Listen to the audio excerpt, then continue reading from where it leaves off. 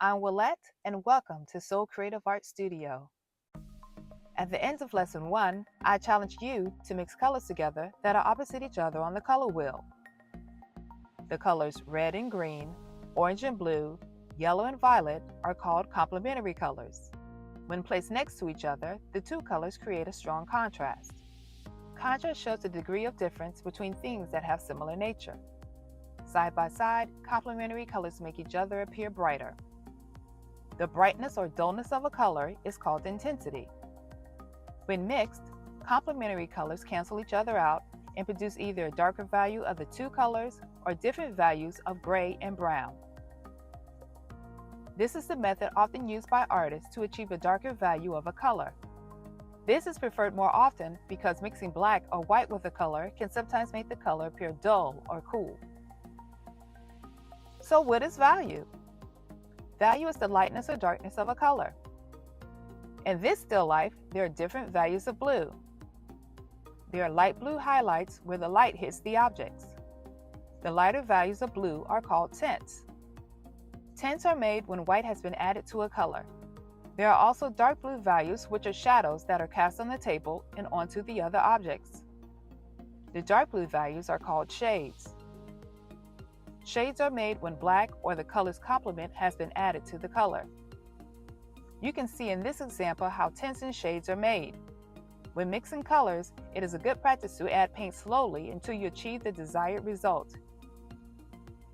Even a small amount of paint can make a big change in value. Value is important because it shows contrast and gives two-dimensional objects depth and volume. You can see an example of the use of value in Charles Ethan Porter's painting titled Cherries. Porter became the first known professional black artist to focus on still lifes, although there were other black still life artists before him. Porter's use of the complementary colors red and green create a dramatic still life in which the red cherries appear to pop off the canvas. The green stems and leaves surround the cherries, providing a contrast which enhances their brightness.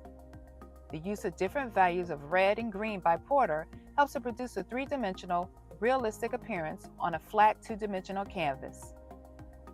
If you would like to find out more information about Charles Ethan Porter and his art, I have provided a link to a website in the description below. In this lesson, I will make a value scale to show the different values of red that can be made by mixing in white and black paint.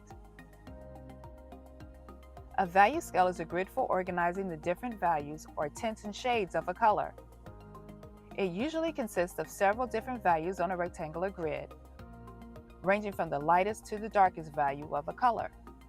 For example, a grayscale shows the values of gray ranging from white to black with various gray values in between. Many artists use a grayscale when they paint because it helps them to control the placement of values in their composition. I will make a grid for the value scale, then use red, white, and black paint to fill in each section. I have provided a value scale grid handout that you can download if you would like to use a pre-made grid. For this lesson, you will need white paper, a pencil, ruler, acrylic or tempera paint in the colors red, white, and black, a paintbrush, a paper plate palette, a cup, and a paper towel. I will use a ruler to make the boxes for the value scale grid. You can also make more boxes if you would like to see more of a gradual transition between the values. Each box will contain a new value of red, which will be located in the center box. My value scale is 7 inches long and 2 inches wide. Each rectangle is 1 inch wide. This value scale will contain 7 boxes. On your palette, pour out the colors red, white, and black. Fill the box in the middle, which will be box number 4, with red paint. This is the main color that we will mix with white and black to create our tints and shades. Use your paintbrush to pick up some red paint to mix with a little bit of white paint. A small amount will lighten the color to a lighter version of the red paint. Mix well and fill in the box to the left with the pink paint. This should be box number 3. There is no need to rinse out your brush when you add white to the new paint in order to make it lighter. You will be making a lighter tint of the pink that you just made. You will fill in box number 2 with the new lighter value of red. Repeat the same process, adding more white paint to your lightest tint. This value should only contain a small amount of red.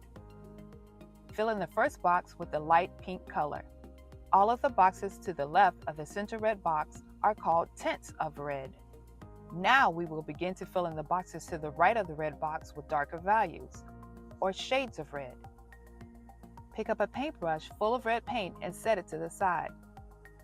Tap your brush in the black paint to pick up a small amount. Mix the black paint into the red paint. Fill in the box to the right of the red box, box number 5, completely with the new shade.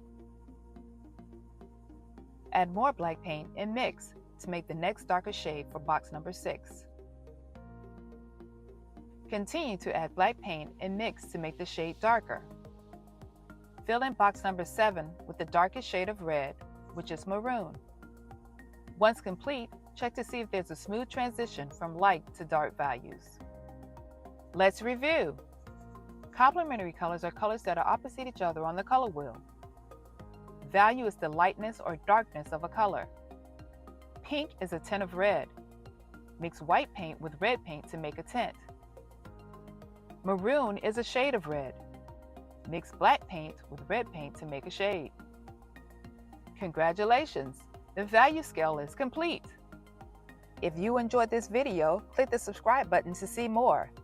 And continue to be so creative.